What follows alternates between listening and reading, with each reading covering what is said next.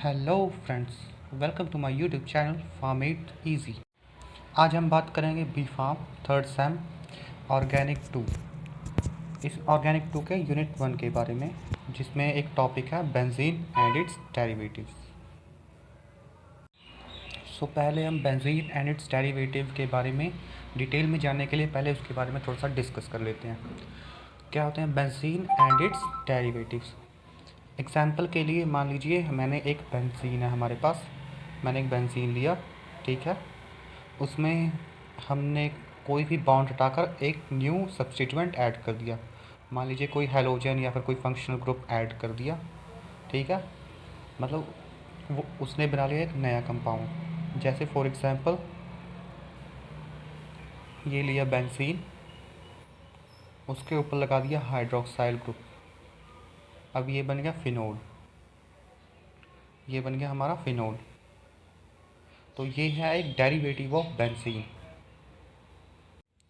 Derivatives वो compounds होते हैं जो बेंजीन से ही बनते हैं। New compounds are formed from benzene and show benzene like properties. तो चलिए ज़्यादा देरी ना करते हुए हम शुरू करते हैं। पहले जान लेते हैं थोड़ा उसके बेसिक के बारे में, जैसे what is organic compounds, what are organic compounds. The chemical compounds commonly relate to carbon. हमने देखिए सेकंड सेम में भी पढ़ा हुआ है classification of organic compounds detail में, तो हमें ज़्यादा दिक्कत नहीं होने वाली। हमें पता है कि ऑर्गेनिक कंपाउंड्स क्या होते हैं, ठीक है। The chemical compounds commonly relate to carbon, मतलब जो केमिकल कंपाउंड्स रिलेट करते हैं कार्बन से, mostly commonly attached with another atom of element like oxygen, hydrogen, nitrogen etcetera.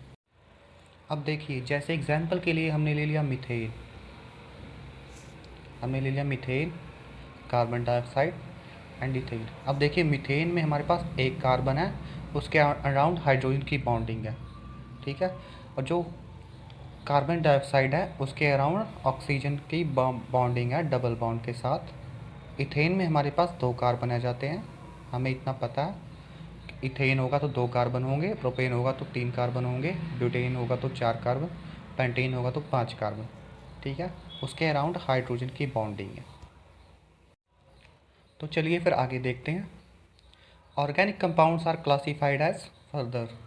Organic compounds को हम क्लासीफाई करते हैं फर्दर किसमें? एलिफैटिक कंपाउंड्स में और एरोमेटिक कंपाउंड्स में। Aliphatic again divided into non cyclic and cyclic compounds. Non cyclic वो होते हैं जो ओपन चेन में होते हैं, जैसे कोई लीनियर चेन हो गई। हमने एग्जाम्पल के लिए ले लिया मीथेन, इथेन, प्रोपेन। जैसे ले लिया प्रोपेन, CH3 CH2 CH3, ये हमारे पास एक लीनियर चेन हो गई, ठीक है। मतलब कोई भी, मतलब ऐसा नहीं है कि कोई साइकिल फॉर्म हो रहा है, कोई क्लोज चेन है, यहाँ से शुरू हो रहा है, यहाँ से शुरू हो रहा है, यहाँ से एंड हो रहा है। अब देखते हैं साइक्लिक कंपाउंड्स क्या होते हैं। साइक्लिक कंपाउंड्स वो कंपाउंड्स होते हैं जो क्लोज चेन में होते हैं, मतलब इनका जो फर्स्ट एटम होगा जहाँ से शुरू होगा वहीं पर आकर दोबारा एक बॉन्ड के साथ ख़त्म होगा। जैसे हमने ले लिया cyclobutane, CH2 CH2 CH2 CH2, हमने यहाँ पर ऐसे बॉन्डिंग कर दी।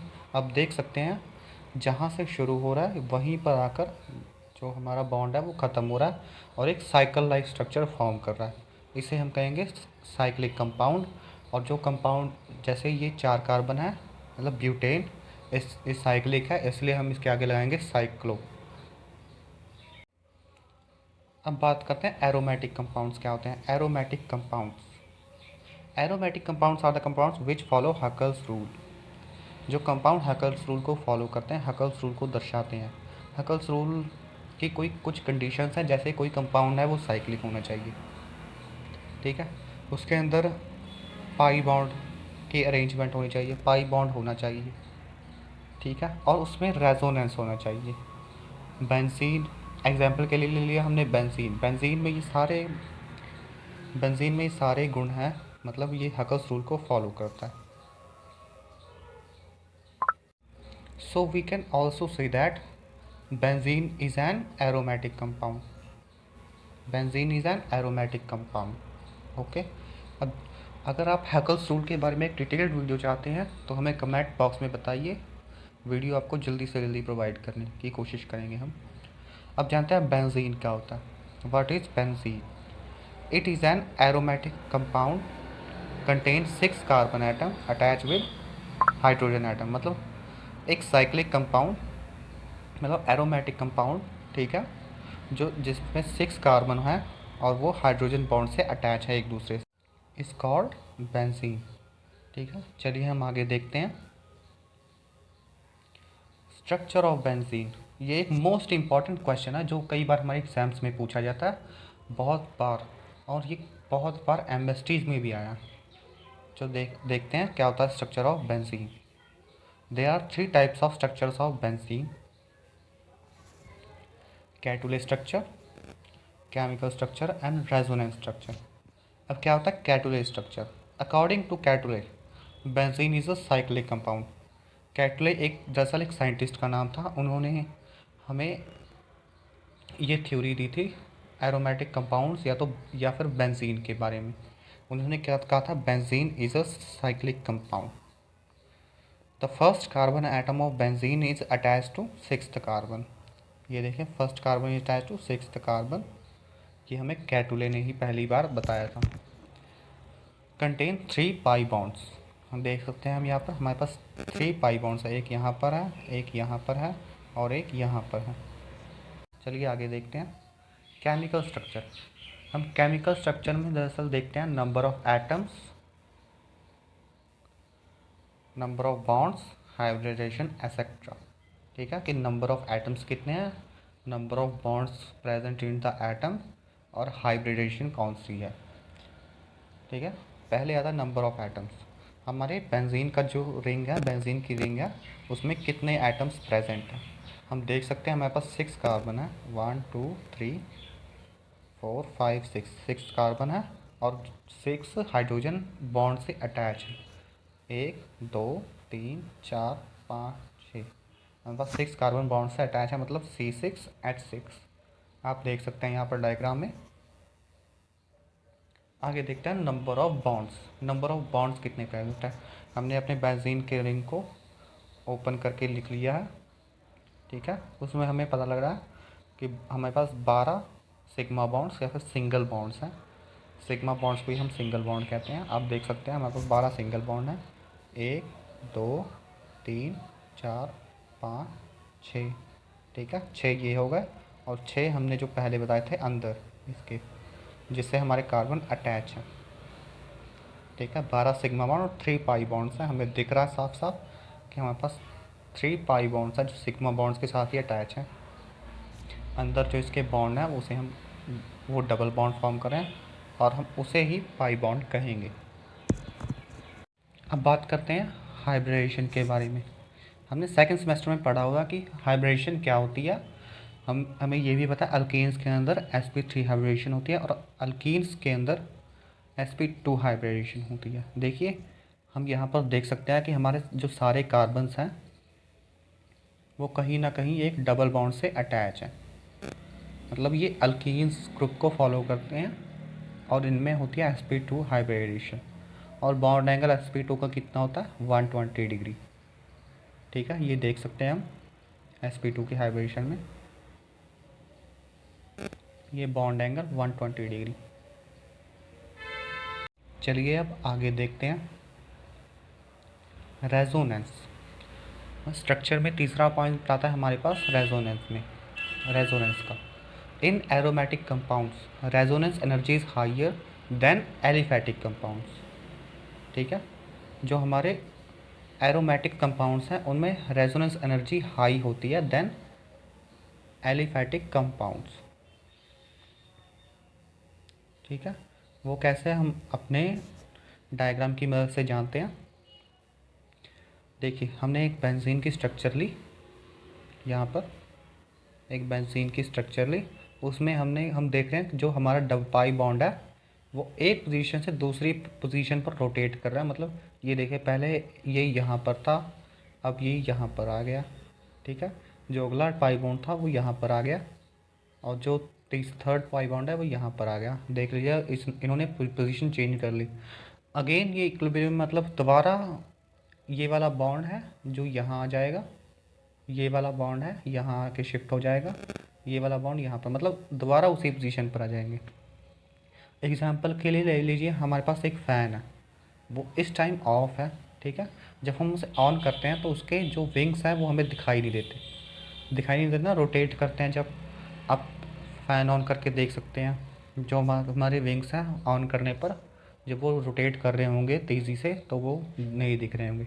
ऐसा ही कुछ हमारे बेंजीन में भी होता है, जो हमारे पाई बॉन्ड्स हैं वो इतनी तेज़ रोटेट करते हैं कि उनके जो पाई बॉन्ड्स हैं हमें जल्दी दिखाई देते हैं, हमें एक सर्कल के रूप में दिखाई देते हैं जिसे हम ऐसे डोनेट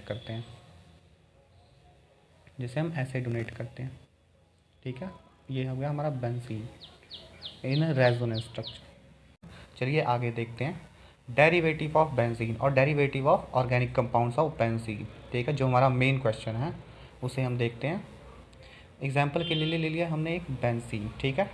उसमें क्या किया हमने, एक हाइड्रोजन बॉन्ड को रिमूव कर दिया और उसकी जगह लगा दिया एक substituent like NH3 OH CHO, ठीक है।